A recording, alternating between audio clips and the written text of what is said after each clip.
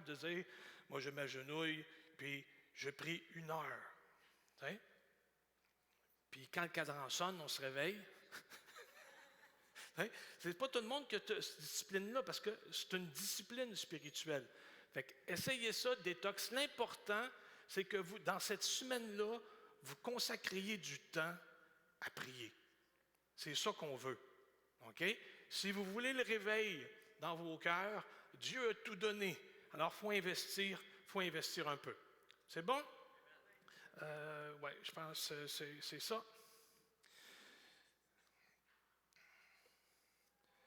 On va recommencer. On a une question, Claude, à savoir, dimanche le 15, est-ce que la réunion prière remplace l'étude ou est-ce Bon, non, il va y avoir une courte étude biblique, puis après ça, on va procéder avec la prière. On va faire un moitié-moitié, un half-and-half. C'est bon? Alors, sur ce, mon appareil semble lutter contre le système Wi-Fi. Je vous invite à ouvrir vos Bibles dans le texte de Ruth. Le livre de Ruth, 4e chapitre, les versets 13 à 17. Donc, avant 1 Samuel, Ruth, chapitre 4, les versets 13 à 17. Pendant que vous tournez, moi je vais commencer. J'ai eu à cœur, pour débuter l'année, en passant, vous avez les salutations du pasteur de l'église de Joliette, qui vous souhaite bonne année, et puis une année de grâce, puis de présence, puis de tout ça. Et puis je l'ai remercié, j'ai envoyé nos vœux en votre nom aussi, plein de présence. Donc, Ruth 4, les versets 13 à 17. Hein, ça fait que moi, j'ai fait l'appareil, puis j'ai dit, je sais que ce n'est pas une compétition, mais nous, on est déjà rendu à notre 2e dimanche. Je ne sais pas si on va le battre au fil d'arrivée, mais on est déjà rendu à notre 2e dimanche. Alors, j'ai eu à cœur, OK, pour commencer l'année, hein, pour l'étude biblique, ça va être Jésus et les réveils. On va continuer là-dessus parce que je pense qu'il faut continuer à acheter du bois dans le foyer, puis du bon en plus. J'ai eu à cœur de parler de Dieu et des nouveaux arrivants. Vous allez dire, je ne comprends pas. Oui, dans ma tête, j'avais exil. Dieu et les exilés. Mais en réalité, ce n'est pas la réalité qui nous occupe. On parle plutôt de migrants, des gens qui viennent d'ailleurs. On parle d'immigration, de ceux qui ont fait le choix de quitter quelque chose pour autre chose. On ne déménage jamais pour pire. C'est toujours pour mieux. C'est bon? OK. Alors, c'est une réalité qui frappe le Canada comme plusieurs pays. La France aussi est prise avec ça. Il y a des drames aussi qui se déroulent, mais ça, j'y reviendrai plus tard. Simplement, dans ma tête, c'était, comment dire donc, je veux parler des migrants et de Dieu. Je veux parler des migrants et de notre théologie. Puis finalement, on se rend compte que ça ne touche pas simplement les gens qui sont venus d'ailleurs, mais ça nous touche aussi. Parce que Dieu nous appelle constamment à déménager. Mais vous allez voir. Donc, je veux parler de migrants et d'installation.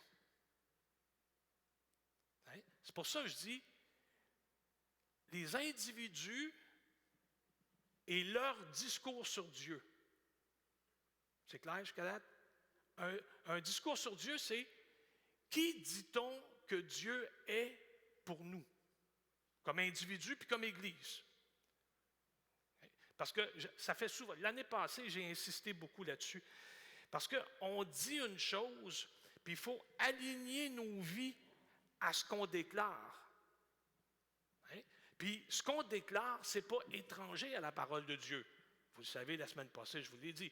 Quand on déclare que Dieu est bon. Oui, il est bon. Quand on déclare que Jésus est mort à la croix pour moi et que ce qu'il a fait est pleinement suffisant et me suffira jusque dans l'éternité. Tout ce qu'il a accompli pour moi à la croix, c'est valable jusque dans l'éternité. Puis là, on dit « Amen ».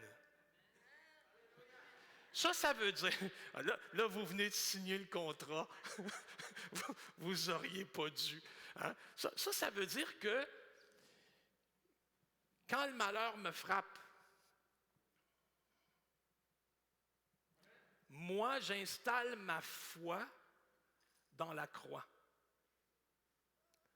Quand le malheur me frappe, que je prie et que je n'obtiens pas, puis des fois que je n'obtiens pas ce que l'autre obtient, la guérison, je décide de continuer de dire que ce qu'il a fait pour moi, c'est tout suffisant, que je n'ai besoin de rien d'autre.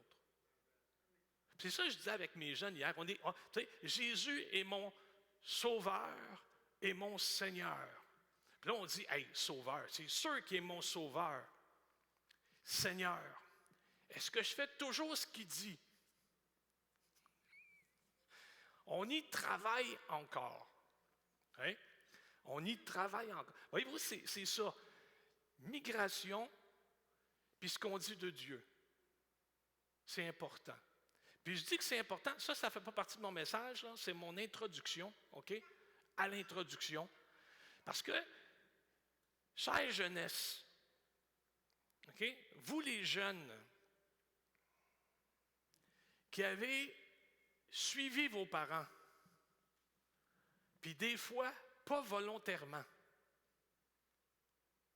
Hein? Comme Abraham a suivi son père Hébert, qui a décidé de déménager. Il a suivi, c'était le fils. Il a suivi. Hein? Si vous avez déclaré que Jésus est votre Seigneur et votre Sauveur, OK? Vous me suivez, là, les jeunes? Là? Si vous avez déclaré ça, ça veut dire que vous déclarez que quand vos parents ont pris la décision de venir, Dieu avait aussi pour vous un plan qui n'aurait peut-être pas pu s'accomplir là où vous étiez. Vous me suivez, là? Les bontés de Dieu, Donc, si vous confessez Dieu, confessez Jésus comme votre Seigneur et votre Sauveur, si vous faites placer votre confiance en Dieu, la décision qu'ont prise vos parents, même s'ils ne vous ont pas consulté, votre Père céleste, lui, il savait.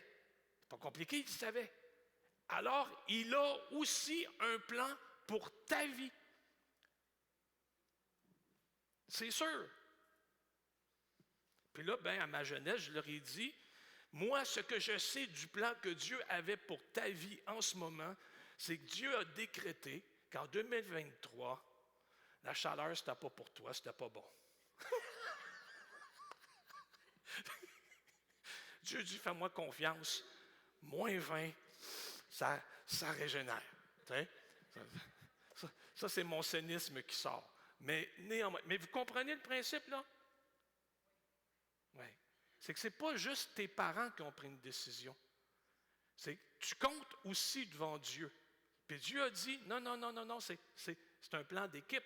Mais toi, dans l'équipe, tu comptes. Et j'ai aussi quelque chose pour toi. Hein? Alors, ton travail, ton job, c'est de dire, Seigneur, dirige-moi. Parle. Ton serviteur ou ta servante écoute. Parce que ça se peut que tu sois malheureux ou malheureuse. Ça se peut que tu aies de la difficulté à voir dans l'endroit où Dieu t'a placé, c'est quoi qu'il y a de bon.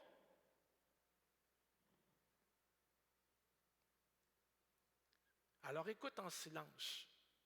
Puis dis, OK Seigneur, parle. Parce que ton fils, ta fille écoute.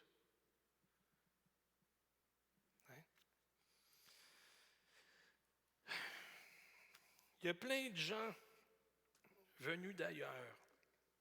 Hein? Comme je l'ai souligné, il y en a qui vont subir la décision parentale. Puis même si on parle de migration, pour les jeunes, des fois, ce n'est pas une migration, c'est une extirpation.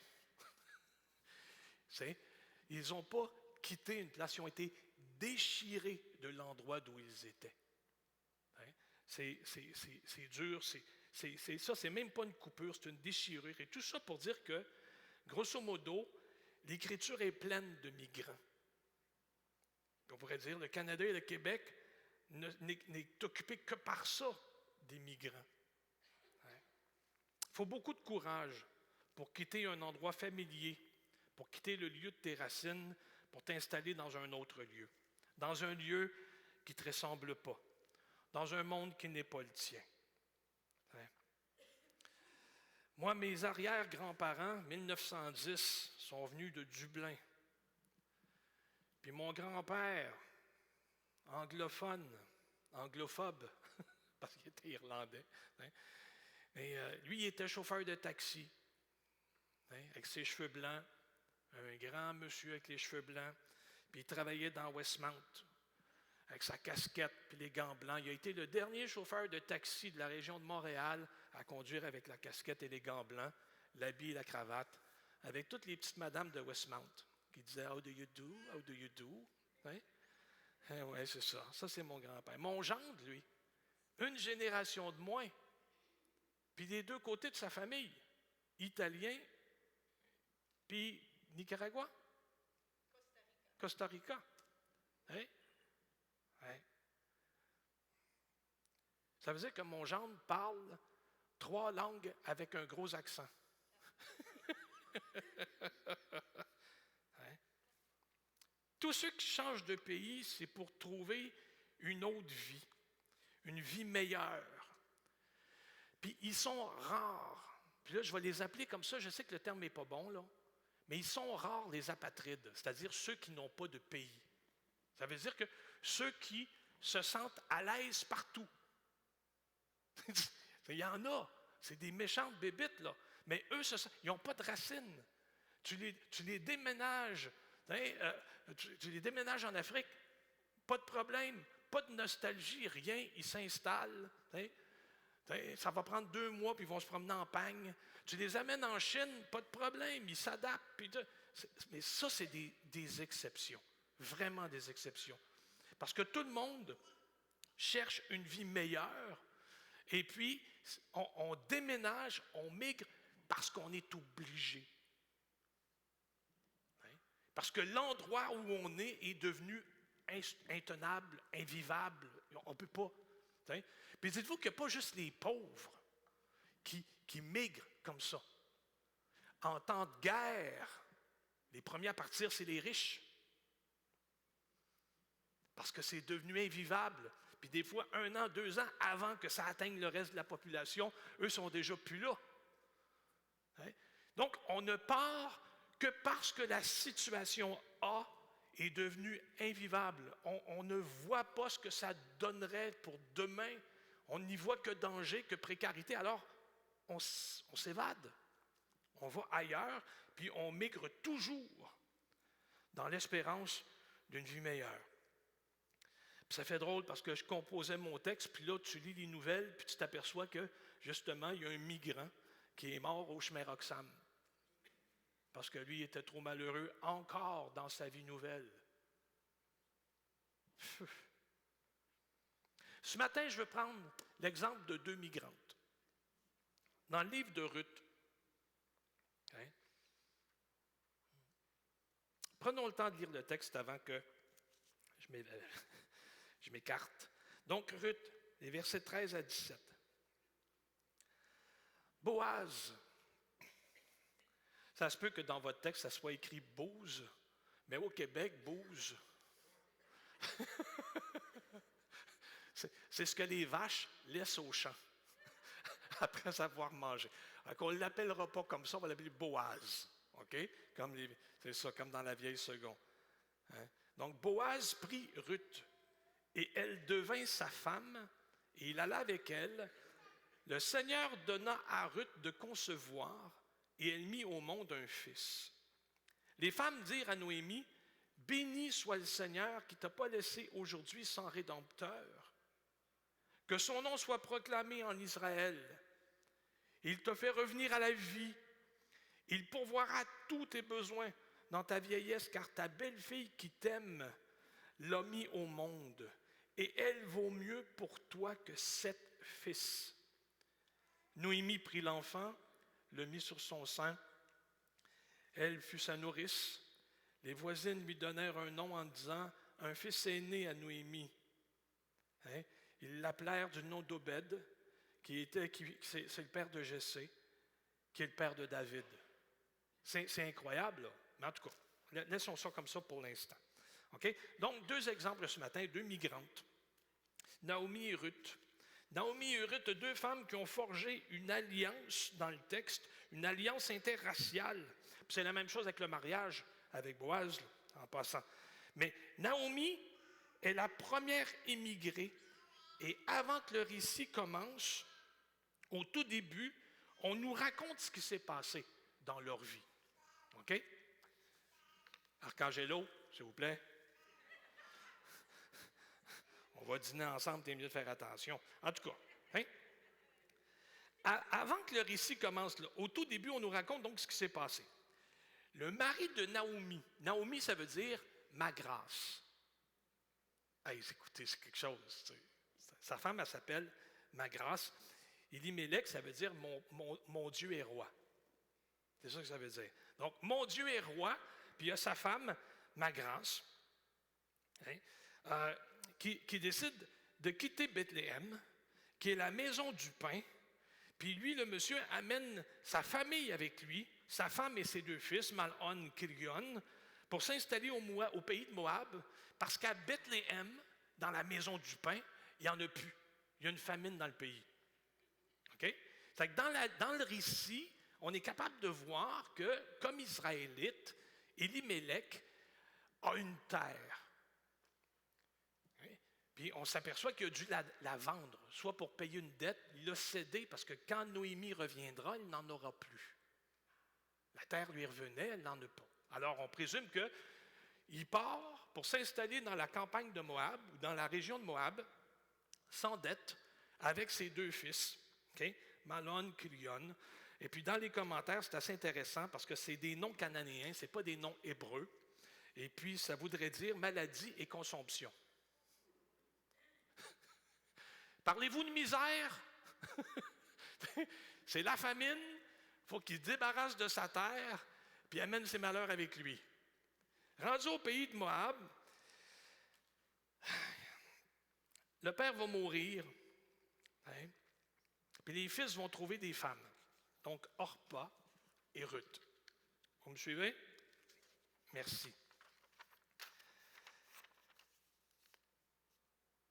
Le texte nous donne à penser que peut-être qu'Élimélec, dans sa migration, s'est éloigné de Dieu. Déjà, l'idée de trouver refuge au pays de Moab, c'est pas génial. Parce que ce sont les ennemis ancestrales d'Israël. Pas trop compliqué, en Deutéronome 23, c'est écrit les Ammonites et les Moabites sont interdits de citer dans l'Assemblée du Seigneur, et ça pour 10 générations. C'est comme, vous allez dire pourquoi? Parce qu'ils ont joué des tours à Israël quand Moïse essayait de la conquête de Canaan. Ils n'ont pas été fins, les Ammonites et les Moabites. Puis Dieu a dit, c'est pas compliqué, restez chez vous. Élimélec, mon Dieu est roi, décide en temps de famine de clairer ses dettes, d'amener sa famille, puis d'aller là où il y a du pain, même si c'est en Moab. OK? C'est ça que ça fait la misère. Mauvaise décision par-dessus mauvaise décision. Le gars, il a eu peur de la famine, peur de la maladie, peur de la pauvreté, peur des dettes. Puis c'est complètement normal, mais il s'est tourné là où il ne fallait pas. Sa famille, là-bas, en Moab, ils ont trouvé une vie. Ils ont resté là plus de 10 ans. Hein? Le père, lui, finalement, est décédé, pas nécessairement de ses malheurs, il est décédé parce que c'est la vie. Hein? Puis ses 2 fils sont morts 10 ans après leur père. Alors Ruth, Orpa, Noémie reste seule. J'avais écrit, Ruth reste seule avec ses brus. C'est C'est comme- c'est belle fille, OK? Elle reste seule avec ses filles, les femmes de ses fils. C'est quelque chose, ça. On ne parle pas de leur situation financière. Hein? C'est-tu fragile, pas fragile? Mais on présume que si tout avait bien été, les femmes seraient restées.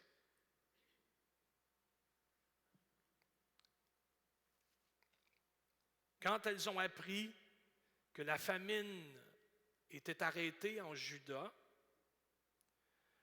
Ruth commence à former le projet d'y retourner. Elle n'a plus de terre.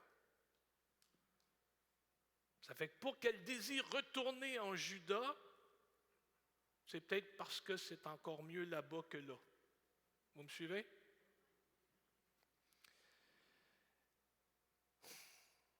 Elle anticipe le problème que ça peut causer à son retour. Parce que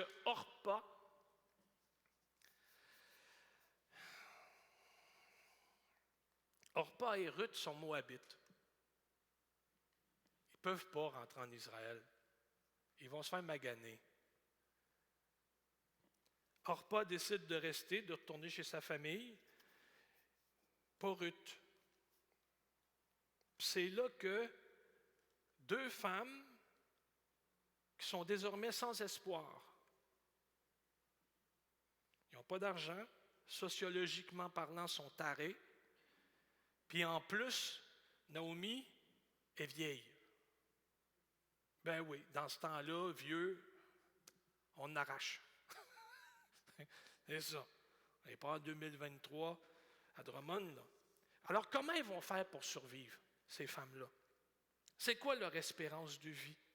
Tu sais, dans ce temps-là, quand tu es veuve, puis âgée, si tu veux survivre, c'est pas compliqué, là. Tu travailles au champ. Mais on s'entend que les forces vont lui manquer rapidement, parce qu'elle ne sera pas capable. Parce qu'elle n'a plus l'endurance, Naomi. Hein? Elle peut se marier. Mais on s'entend qu'à cette époque-là, quand tu te maries, la famille, c'est tout.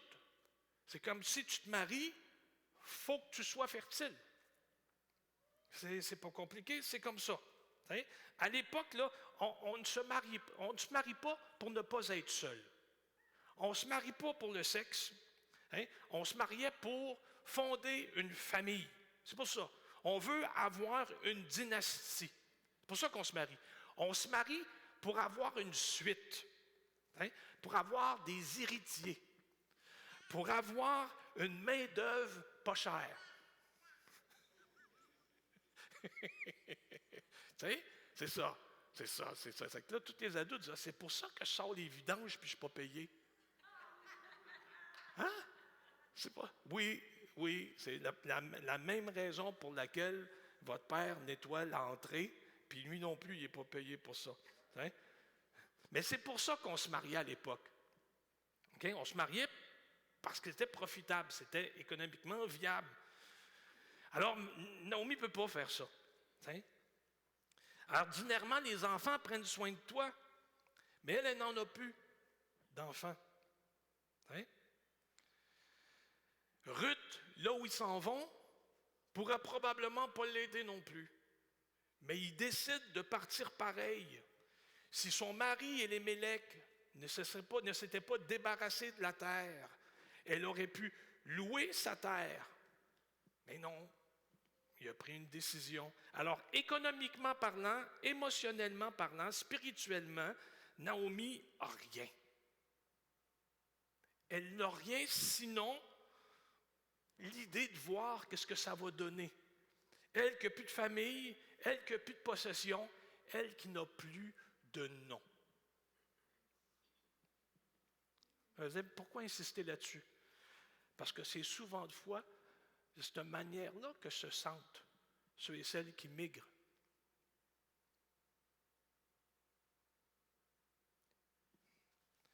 J'ai déjà lu le récit d'une famille italienne. Ça n'a rien avec mon beau-frère, mon gendre, là. Mais une famille italienne qui sont emmenés à peu près en même temps que notre famille en 1910. Là. Puis ils ont débarqué à la gare, puis ils ont rapidement trouvé du travail. Hein?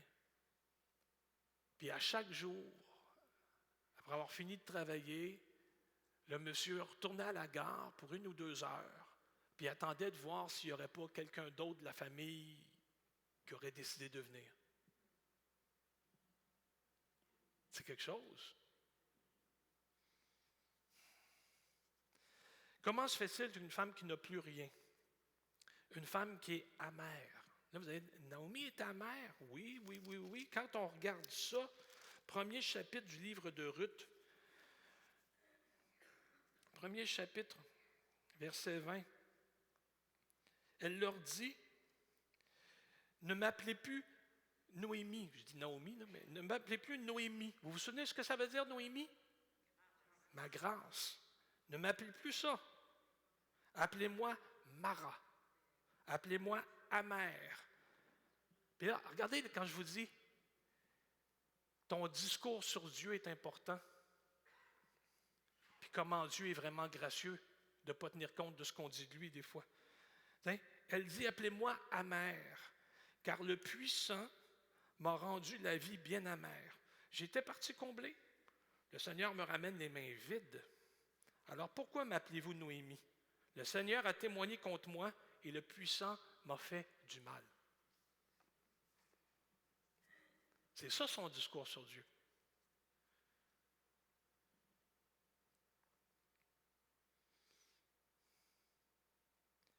Finalement, cette femme amère-là, dans le texte de Ruth, se verra rachetée. C'est pour ça que j'ai commencé par la fin. Comme quand on ouvre le Journal de Montréal, on débute par les sports. Hein? Dans le livre de Ruth, j'ai commencé par la fin parce qu'elle est là, la bonne nouvelle. Non seulement elle a un fils, mais elle va avoir mis au monde son Rédempteur, notre Sauveur, notre Rédempteur. Dieu ne lui a pas fait du mal.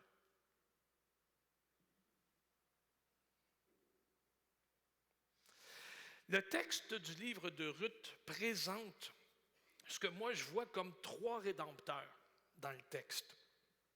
C'est ça qui est le secret du récit, puis c'est probablement aussi le secret de nos vies, c'est qu'il y a dans notre existence des rédempteurs. Le récit va en présenter 3. Moi, je les ai appelés le formel, le survenant et le suprême. Dites « Oh! » Je veux juste savoir si vous êtes vivant. OK, c'est bon. OK? Donc, on va les dévoiler, puis j'espère beaucoup qu'en même temps, on va dévoiler le sens du récit, puis aussi le sens que prend nos vies, justement, dans la présence de ce Rédempteur-là. Alors, le formel, le premier, dans le livre de Ruth, on va parler de Boaz comme étant... Y a-t-il quelqu'un dans sa Bible qui a Goël? Non? OK, bien c'est le mot hébreu. Ça veut dire le Rédempteur. Okay? C'est un de ceux, c'est un Goël ou un Rédempteur dans la loi israélite, là. Okay? C'est le proche parent, c'est celui qui a le droit, dans une certaine mesure, et même le devoir de racheter tes biens ou des biens temporairement cédés par des proches. Okay? Ça veut dire qu'Élimélec a dû céder sa terre, payer ses dettes. C'est bon? Mais il n'y a plus personne qui réclame. Mais quand Noémie arrive, c'est la veuve. Alors, lui, il a le droit de rachat. Mais je viendrai plus tard. Mais puis ça, elle ne le sait pas encore. C'est Ruth qui va décider un matin de dire, bon, OK, nous hommes, on est arrivés. Alors, ce qu'on va faire, hein, comme on n'a pas de possession, bien, je vais aller travailler au champ. Je vais aller glaner. Vous savez qu'en Israël, bon, il y a un système, on pourrait dire, l'État-providence existe, mais pas comme nous. Hein? Ça veut dire que l'État prélève sur notre chèque de paye des gros montants qui vont pour... C'est un filet social pour ceux qui ont beaucoup moins que nous. Ils ont toujours quelque chose. C'est que l'État en prend soin. Dans la collectivité, il vient fouiller, mais c'est pour aider le prochain. Hein? En Israël, il n'y a pas ce système-là, mais presque. C'est-à-dire que Dieu avait dit aux agriculteurs quand tu vas récolter ton champ, coupe les coins ronds. Ce que nos femmes nous disent toujours de ne pas faire quand on fait le ménage. OK? Mais Dieu dit, pour ça Dieu c'est un gars dans ce cas-là. OK?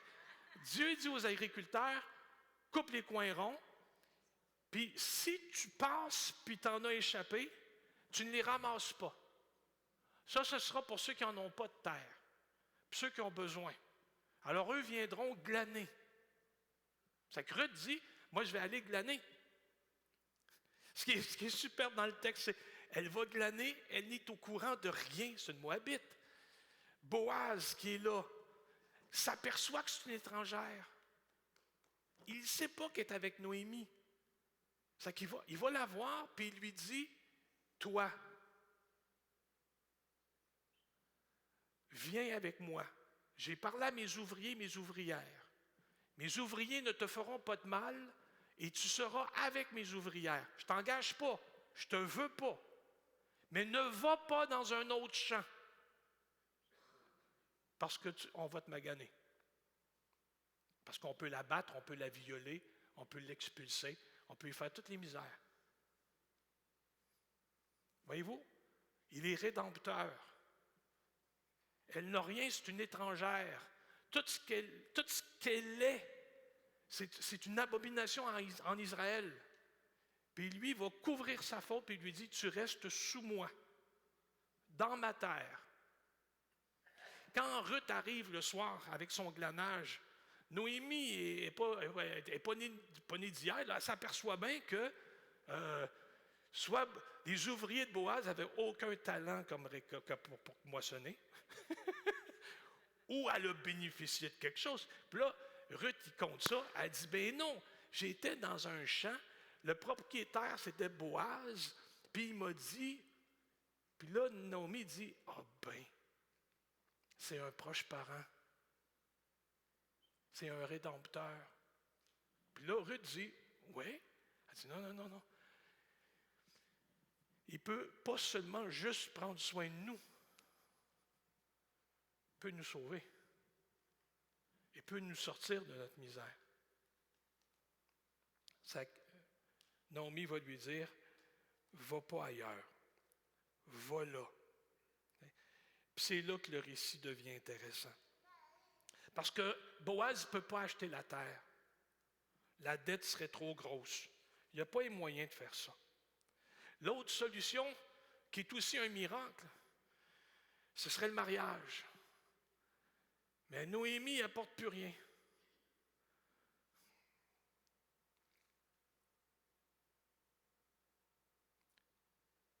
Boaz va marier Ruth, la Moabite. Sa faute ne comptera plus. Je ne sais pas si vous saisissez l'ampleur du geste qu'il vient de poser pour elle, pour Ruth, là. Non seulement elle n'est plus Moabite, mais elle a un nom maintenant. Elle a une terre maintenant. Elle a un avenir et elle a de l'espérance parce qu'il est intervenu dans son existence un sauveur.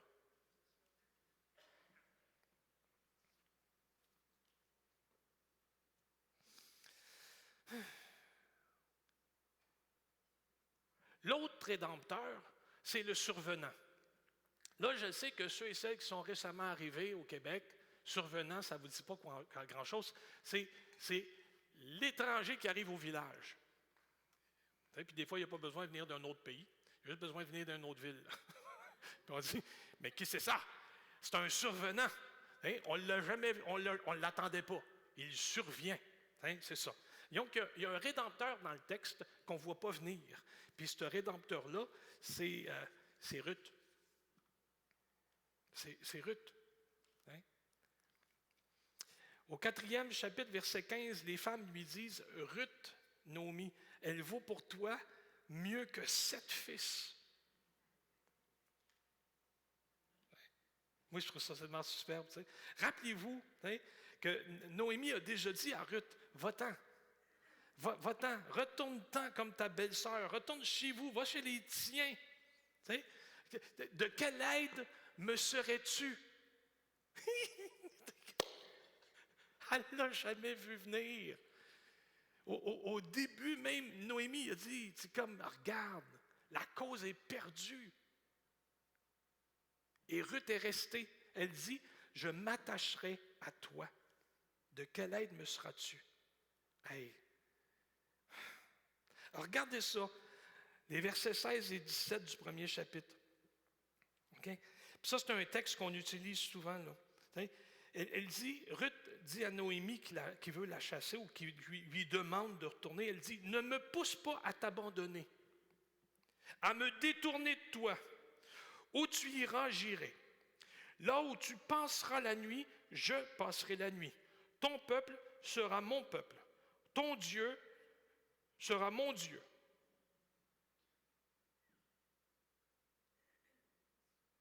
Bien souvent, on se contente de la première partie. Là où Ruth dit, je vivrai ta vie, ton Dieu sera le mien, ton peuple est le mien. Quand on déménage, je déménage avec toi. Si on change de pays, je changerai de pays avec toi. Mais d'habitude, quand on déménage, comme je l'ai souligné en introduction, c'est toujours pour le mieux. C'est toujours pour le mieux. Écoutez, t'arrêtes cela, c'est le paradis. Ton peuple sera mon peuple. Ton Dieu sera mon Dieu. Tu dis, wow! Hein? Regardez le reste, là. Elle est vraiment spéciale, Ruth. Hein? Là où tu mourras, je mourrai. Et c'est là que je serai enseveli.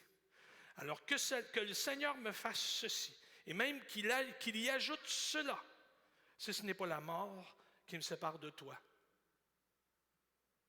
Ruth a décidé de migrer pour le pire.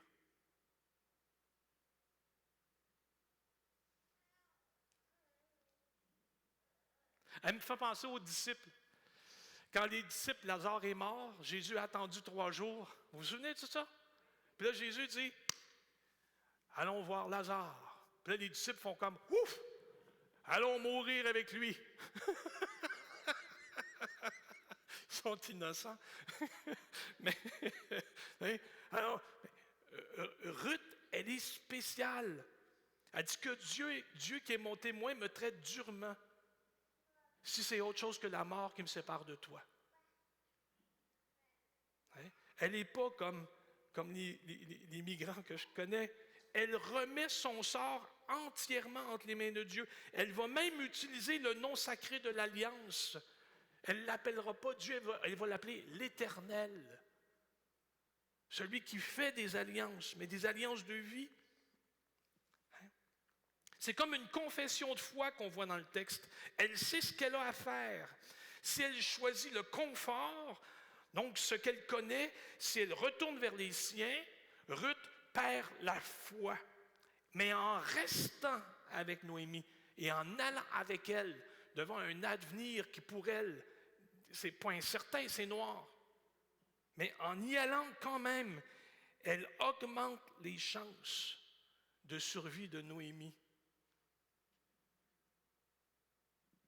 Elle se donne.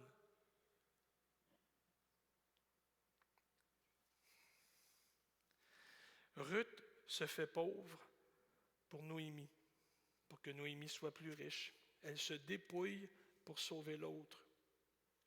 Naomi, finalement, dans ce Rédempteur qu'on n'attendait pas, hein, elle est sauvée par sa belle-fille.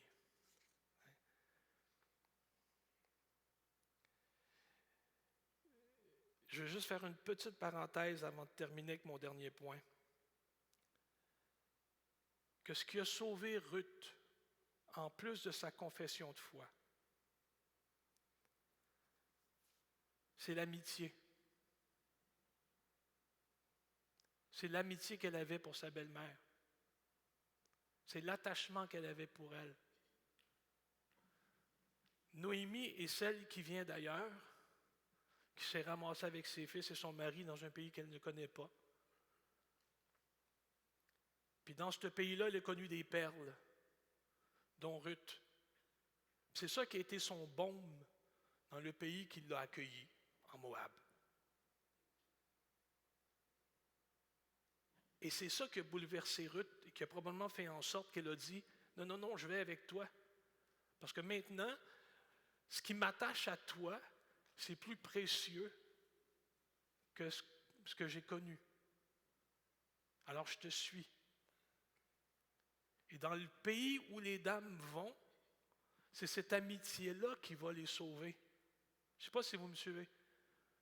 Autrement dit, quand on vient d'ailleurs, c'est important de ne pas rester une île.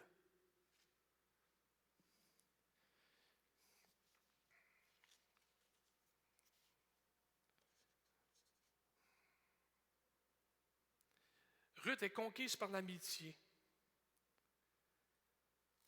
Ruth va s'apercevoir que la grâce de sa belle-mère, elle qui dit que Dieu lui a fait des choses dures, que la grâce que Dieu accorde à sa belle-mère va abaisser les murs entre elle et le pays d'accueil.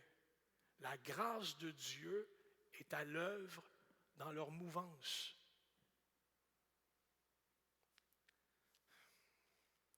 Puis Ruth va saisir toutes les opportunités de service.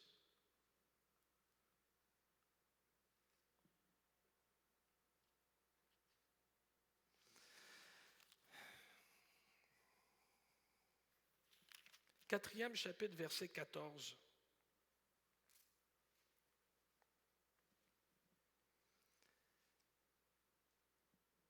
Le Rédempteur suprême.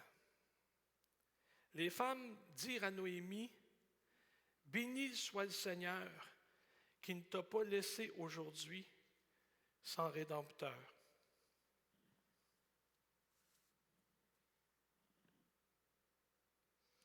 Que son nom soit proclamé en Israël, parce qu'il t'a fait revenir à la vie. Si tu ne trouves pas le Rédempteur, ce Rédempteur-là, tu ne pourras jamais embarquer dans la grâce qu'a vécue Noémie et Ruth. Dieu, dans sa bonté, n'a pas dit à Noémie, « Ah, c'est comme ça que tu me vois? C'est ça que tu penses de moi? »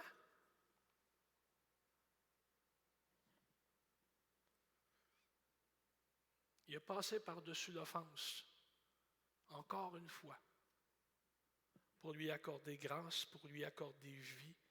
Si tu ne trouves pas ce Rédempteur-là, tu ne pourras pas embarquer dans la grâce qu'ont vécue Ruth et Naomi. Le véritable Rédempteur du texte, ce n'est pas celui qui était légal, ce n'est pas Boaz, ce n'est pas nécessairement Ruth, mais c'est lui. C'est lui dont Boaz nous parle, c'est lui dont Ruth nous parle par son comportement.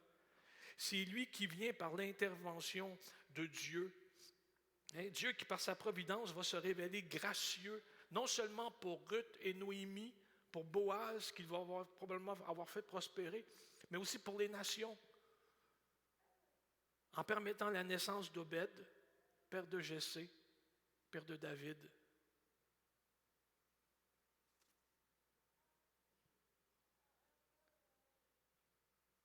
Ce vrai Rédempteur-là, à l'image de ces personnages du récit, c'est lui qui s'est dépouillé pour toi. Jésus, c'est lui qui est mort pour toi. C'est lui qui a payé ta dette.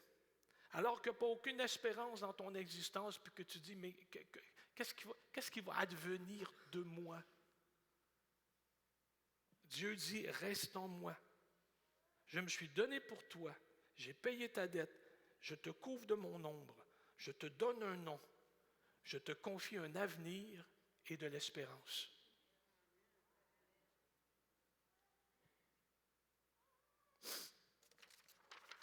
Dans sa grâce et sa bénédiction, ce n'est pas tout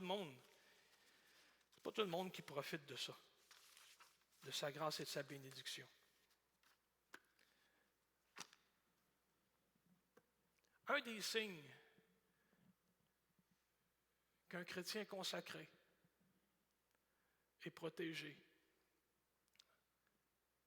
c'est que quand quelqu'un vient de l'extérieur et qu'il n'y a pas d'attache, si son cœur est à Dieu, dans le pays d'accueil, il y a toujours une communauté pour le recevoir. Il y a toujours une église pour l'accueillir. Toujours une église, une communauté de foi, des chrétiens qui sont là et qui les accueillent comme des frères et des sœurs parce qu'ils se rendent compte que non seulement ça prend du courage, quitter son pays pour s'installer ailleurs, mais on réalise que dans le grand plan de Dieu, si Dieu avait des projets pour chacun des membres des familles qui arrivent, Dieu a aussi, à travers ces familles-là, des projets pour les églises qui les accueillent. L'Église universelle, c'est quelque chose quand on y pense. Merci. Ouais. Merci à ceux qui sont venus d'ailleurs. Je tiens à vous remercier pour la confiance que vous nous faites. Je prie Dieu pour qu'ensemble, nous ne soyons pas des agents de déception l'un l'autre. Je prie Dieu pour qu'on soit des agents de réveil. Et qu'au-delà des pays d'où on vient, nos cœurs puissent s'attacher l'un à l'autre pour voir l'un et l'autre prospérer dans la pleine connaissance de Dieu, puis dans ce que Dieu veut faire dans nos familles puis dans nos vies. Je vous invite à vous lever, s'il vous plaît. Si vous n'avez pas, si vous dites, moi, je ne suis pas animé de cette foi-là, moi, je ne connais pas Dieu comme ça. Je doute. Je ne sais pas si Dieu m'aime. Hein? Est-ce qu'il y en a qui, parmi nous, ce matin, ont ça dans leur cœur?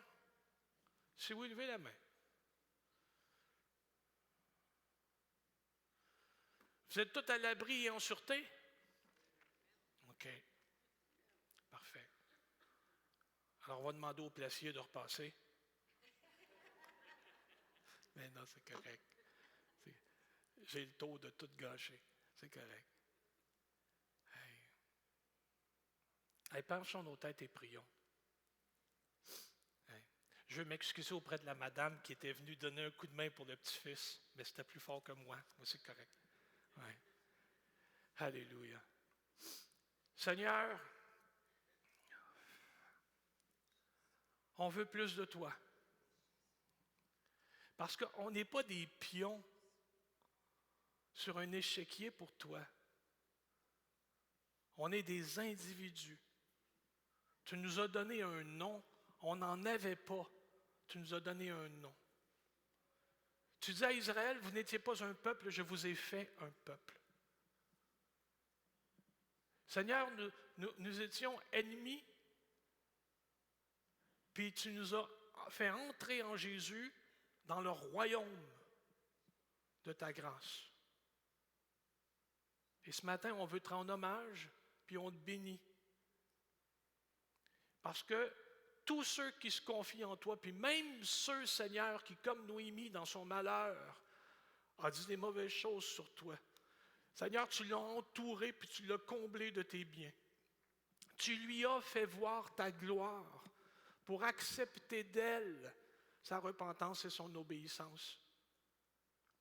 Oh Père, tu es grand, tu es patient, tu es gracieux.